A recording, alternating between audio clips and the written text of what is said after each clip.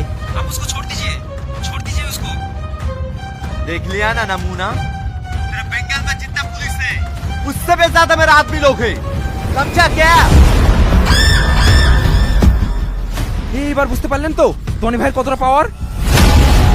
হ্যাঁ বুঝতে পেরেছি এসপি সাহেব, আজকে আমার ছেলে গেলে অনেক দূরে পালিয়ে যাবো।